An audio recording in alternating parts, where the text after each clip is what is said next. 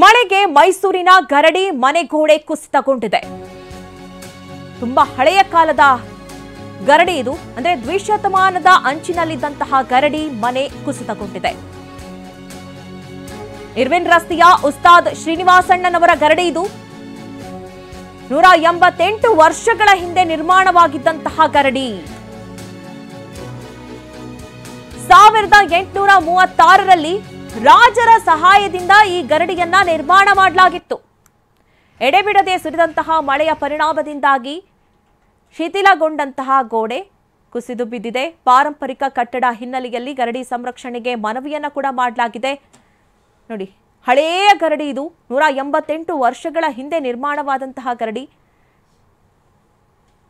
ಮೈಸೂರಿನ ಗರಡಿ ಇರ್ವಿನ್ ರಸ್ತೆಯ ಉಸ್ತಾದ್ ಶ್ರೀನಿವಾಸಣ್ಣನವರ ಗರಡಿ ಅಂತಾನೆ ಫೇಮಸ್ ಆದಂತಹ ಗರಡಿ ಇದು. 1836ರಲ್ಲಿ ರಾಜರ ಸಹಾಯದಿಂದ ಈ ಗರಡಿಯನ್ನ ನಿರ್ಮಾಣ ಮಾಡಲಾಗಿತ್ತು. ನೀವು ಗಮನಿಸ್ತಾ ಇದ್ದೀರಿ ಯಾವ ರೀತಿ ಗೋಡೆ ಕುಸಿತಗೊಂಡಿದೆ. ಅಂದ್ರೆ ಎಡೆಬಿಡದೆ ಮಳೆ ಸುರಿದಂತಹ ಪರಿಣಾಮದಿಂದಾಗಿ ಸಂಪೂರ್ಣವಾಗಿ ಈ ಗೋಡೆಗಳೆಲ್ಲ ಹಳೆಯ ಕಾಲದ್ದಾಗಿದ್ರಿಂದ ಶಿಥಿಲಾವಸ್ಥೆಗೊಂಡಿತ್ತು. ಈಗ ಕುಸಿದು ಬಿದ್ದಿದೆ.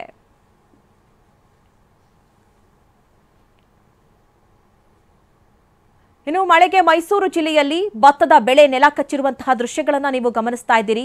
ಕಟಾವಿಗೆ ಬಂದಿತ್ತು 100ಕ್ಕೂ ಹೆಚ್ಚು ಎಕರೆ ಬೆಳೆ ಈಗ ಹಾನಿಗೊಳಗಾಗಿದೆ. ನಂಜನಗೂಡು ತಾಲೂಕಿನ ಸುತ್ತೂರು, ಹೊಸಕೋಟೆ, ಜಿ ಮಾರಳ್ಳಿ, ಹರಿಹರಪುರ ಸೇರಿದಂತೆ ಹಲವೆಡೆ ಬೆಳೆ ಈ ರೀತಿ ಹಾನಿಯಾಗಿರೋದು. ಬೆಳೆ ನಷ್ಟಕ್ಕೆ ಸೂಕ್ತ ಪರಿಹಾರವನ್ನ ನೀಡಬೇಕು ಅಂತ ಹೇಳಿ ರೈತರು ಆಗ್ರಹವನ್ನ ಮಾಡಿದ್ದಾರೆ. ನೀವು ಗಮನಿಸ್ತಾ ಇರೋ ಹಾಗೆ ರೈತರು ತಲೆ ಮೇಲೆ ಕೈ ಹೊತ್ತು ಕೂರುವಂತಹ ಪರಿಸ್ಥಿತಿ ಈಗ ನಿರ್ಮಾಣ ಆಗಿರೋದು. ಯಾರು ಕೂಡ ಎಕ್ಸ್ಪೆಕ್ಟ್ ಮಾಡಿರಲಿಲ್ಲ ಈ ಪ್ರಮಾಣದಲ್ಲಿ ಮಳೆ ಆಗತ್ತೆ ಅಂತ ಹೇಳಿ. ಬಿಟ್ಟು ಬಿಡದಂತೆ ಮಳೆ ಸುರಿದಂತಹ ಪರಿಣಾಮದಿಂದಾಗಿ ಬೆಳೆಗಳೆಲ್ಲವೂ ಕೂಡ ನೆಲ ಕಚ್ಚಿದೆ.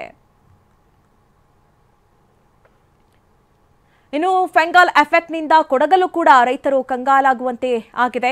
3-4 ದಿನಗಳಿಂದ ಮೋಡ ಕವಿದ ವಾತಾವರಣ ಇದೆ.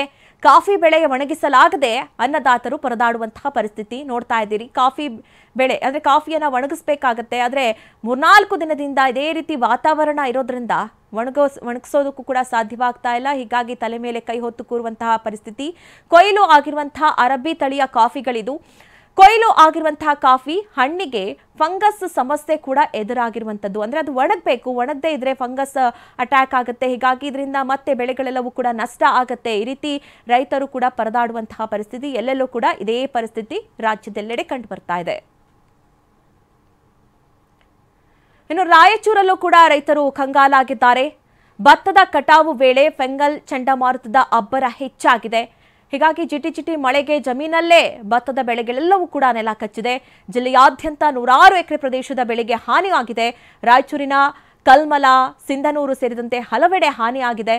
ಕಟಾವು ಮಷೀನ್ ದರ ದುಪ್ಪಟ್ಟು ಮಾಡಿರುವಂತಹ ಮಧ್ಯವರ್ತಿಗಳು ಒಂದ್ ಕಡೆ ಈ ಕಡೆ ಬೆಳೆ ಕೈಕೊಟ್ಟಿದೆ ಅನ್ನುವಂಥದ್ದು, ಇನ್ನೊಂದು ಕಡೆ ಕಟಾವು ಮಷೀನ್ ದರ ಕೂಡ ಹೆಚ್ಚಾಗಿದೆ. ಹೀಗಾಗಿ ರೈತರು ಏನ್ ಮಾಡಬೇಕು ಅನ್ನೋದು ತೋಚದೆ ಕಂಗಾಲಾಗಿದ್ದಾರೆ. ಈ ರೀತಿಯ ಸಮಸ್ಯೆಯನ್ನ ಅನುಭವಿಸ್ತಾ ಇದ್ದಾರೆ ರಾಯಚೂರಿನ ಜನ. ನೋಡಿ, ರೈತರು ಕಣ್ಣೀರು ಹಾಕುವಂತಹ ಪರಿಸ್ಥಿತಿ.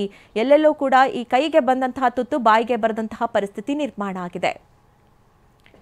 ಈ ಬಗ್ಗೆ ನಮ್ಮ ಪ್ರತಿನಿಧಿ ಭೀಮೇಶ್ ಪ್ರತ್ಯಕ್ಷ ವರದಿಯನ್ನ ಕೊಟ್ಟಿದ್ದಾರೆ. ಬನ್ನಿ ನೋಡೋಣ. ನಾನು ರಾಯಚೂರು ಜಿಲ್ಲೆ ಸಿರ್ವಾರ್ ತಾಲೂಕಿನ ಕಲ್ಮಲ ಅಂತಕ್ಕಂಥ ವ್ಯಾಪ್ತಿಯಲ್ಲಿದ್ದೀನಿ. ದೃಶ್ಯದಲ್ಲಿ ನೋಡಬಹುದು, ಕಣ್ಣು ಹಾಯಿಸಿದಷ್ಟು ಉದ್ದ ಏನಿದೆ ಸಂಪೂರ್ಣವಾಗಿ ಭತ್ತ ನೆಲ ಕಚ್ಚಿರುವಂಥದ್ದು. ಎಲ್ಲೊಂದು ಕಡೆ ರೈತರು ಕಣ್ಣೀರಿಡ್ತಾ ಇದ್ದಾರೆ. ಇನ್ನೇನು 2-3 ದಿನಗಳಲ್ಲಿ ನಾವು ಭತ್ತವನ್ನ ಕಟಾವು ಮಾಡ್ತಾ ಇದ್ವಿ. ಆದ್ರೆ ಎಲ್ಲೊಂದು ಕಡೆ ಈ ಬಾರಿ ಏನಾದ್ರು ಈ ಫೆಂಗಲ್ ಚಂಡಮಾರುತದ ಸಮಸ್ಯೆಯಿಂದ ಈ ರೀತಿ ಸಮಸ್ಯೆ ಉಂಟಾಗಿದೆ ಅನ್ನುವಂಥ ಅಳಲನ್ನ ತೋಡ್ಕೋತಾ ಇದ್ದಾರೆ. ದೃಶ್ಯದಲ್ಲಿ ಏನ್ ಕಾಣ್ತಾ ಇದೀವಿ, ರೈತರು ಅಂದ್ರೆ ನೆಲ ಕಚ್ಚಿರುವಂತ ಭತ್ತವನ್ನ ಮೇಲೆತ್ತಲಿಕ್ಕೆ ಒಂದು ಹರಸಾಹಸವನ್ನ ಪಡ್ತಾ ಇದ್ದಾರೆ. ಎಲ್ಲೊಂದು ಕಡೆ ವಾಪಸ್ ಅದನ್ನ ಕಟ್ಟಲಿಕ್ಕೆ ಒಂದು ಯತ್ನವನ್ನ ಮಾಡ್ತಾ ಇದ್ದಾರೆ. ಆದ್ರೆ ಅದನ್ನ ಕಟಾವು ಮಾಡ್ಲಿಕ್ಕೆ ಸಾಧ್ಯ ಇಲ್ಲ. ಆದ್ರೆ ಎಲ್ಲೊಂದ್ ಕಡೆ ಏನಾದ್ರೂ ಅಲ್ಪ ಸ್ವಲ್ಪ ಬೆಳೆ ಬರ್ಬೋದು ಅನ್ನೋ ಕಾರಣಕ್ಕಾಗಿ ಈ ಒಂದು ನೆಲ ಕಚ್ಚಿರುವಂತ ಭತ್ತವನ್ನ ಮೇಲೆತ್ತುವಂತ ಕೆಲಸವನ್ನ ಮಾಡ್ತಾ ಇದ್ದಾರೆ. ದೃಶ್ಯದಲ್ಲಿ ನಿಮ್ಗೆ ತೋರಿಸ್ತಾ ಹೋಗ್ತೀನಿ.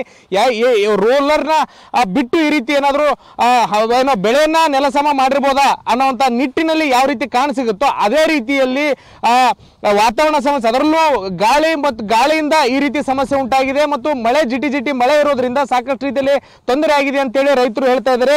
ದೃಶ್ಯದಲ್ಲಿ ನಿಮ್ಗೆ ತೋರಿಸ್ತಾ ಹೋಗ್ತೀನಿ ಯಾವ ರೀತಿ ಅಂದ್ರೆ ಇನ್ನು ಈಗಾಗಲೇ ಸಾಕಷ್ಟು ರೀತಿಯಲ್ಲಿ ಅಂದ್ರೆ ರಾಯಚೂರು ಜಿಲ್ಲೆಯಾದ್ಯಂತ ಈಗಾಗಲೇ ಭತ್ತವನ್ನ ಕಟಾವು ಮಾಡುವಂತ ಪ್ರಕ್ರಿಯೆ ನಡೀತಾ ಇರುವಂತದ್ದು. ಭತ್ತವನ್ನ ಕಟಾವು ಮಾಡಿ ರಾಶಿ ಮಾಡಿ ಸಾಗಾಟ ಮಾಡುವಂತ ಯತ್ನದಲ್ಲಿ ರೈತರಿದ್ದಾರೆ.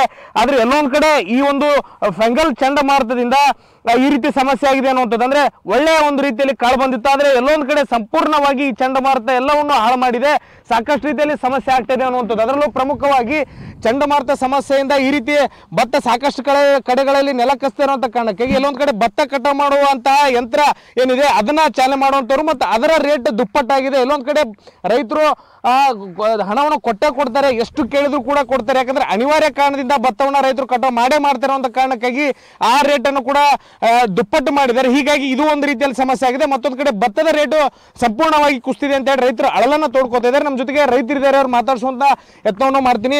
ಸರ್ ಹೇಳಿ, ಯಾವ ರೀತಿ ಸಮಸ್ಯೆ ಆಗಿದೆ ಸರ್, ಈಗ ಯಾಕಾಗಿದೆ ಅಂತ? ಇದೇ ಪೆಂಗಲ್ ತುಪ್ಪನ ಎಫೆಕ್ಟ್ ಸರ್. ಪೆಂಗಲ್ ತುಪ್ಪನು ಮಿಷನ್ ಒಂದು ಶಾರ್ಟೇಜ್ ರೀ. ನಾವು ಹೇಳಿ ಟೈಮಿಗೆ ಮಿಷನ್ ಬರ್ತಾ ಇಲ್ಲ. ಅವ್ರು ಮಿಷನ್ ಅವ್ರು ಬಂದ್ರೂ ಹಗಲಿ ರಾತ್ರಿ ಕೊಯ್ಸ್ಕೋಬೇಕಂತ ಹೇಳ್ತಾರೆ. ನಮ್ಮ ಡಿಮ್ಯಾಂಡ್ 3,000 ರೂಪಾಯಿ, 3,000, 3,500 ಅಂತಾರೆ. ಅದ್ರಾಗ ಈ ಬ್ರೋಕರ್ಗಳ್ದು ಅಂದರೆ ನಮ್ಮ ರಾಯಚೂರು DC ಸಾಬ್ರು ಇದ್ರ ಬಗ್ಗೆ ನಿಗಾ ವಹಿಸ್ಬೇಕ್ರಿ. ಮಿಷಿನವ್ರಿಗೆ ಯಾರು ದುಡ್ದಂಗೆ ಆಗ್ಯದ್ರ ನಾವೆಲ್ಲ ಈ ವರ್ಷ ಎಲ್ಲ. ಈ ಬರೋದೇ ಪೆಂಗಲ್ಲು ಬಂದು ಪೂರಾ ನೆಲಕ್ಕೆ ಕಚ್ಚಿಬಿಟ್ಟವ್ರಿ ಎಲ್ಲ ಭೂಮಿಗಳು. ಭತ್ತ ಎಲ್ಲ ನೆಲಕ್ಕೆ ಕಚ್ಚಿ ರೇಟನ್ನು ಹೋಗ್ಬಿಡಕತ್ತಿದ್ರಿ. ಬ್ಲಾಕ್ ಬಂದ್ಬಿಡ್ತಾರೆ, ಮಾಲ್ ಕ್ವಾಲಿಟಿ ಬರಂಗಿಲ್ಲ. ಕ್ಯಾಮ್ರಾ ಪರ್ಸನ್ ವಾಸುದೇವ್ ಜೊತೆ ಭೀಮೇಶ್ ಪೂಜಾರಿ, TV9 ರಾಯಚೂರು. ಮಳೆಯಿಂದ ಕೊಪ್ಪಳ ಜಿಲ್ಲೆಯಲ್ಲಿ ಭತ್ತದ ಬೆಳೆ ಹಾನಿಯಾಗಿದೆ. ಕಟಾವಿಗೆ ಬಂದಿದ್ದ 100ಕ್ಕೂ ಹೆಚ್ಚು ಎಕರೆ ಬೆಳೆ ಹಾನಿಗೊಳಗಾಗಿದೆ.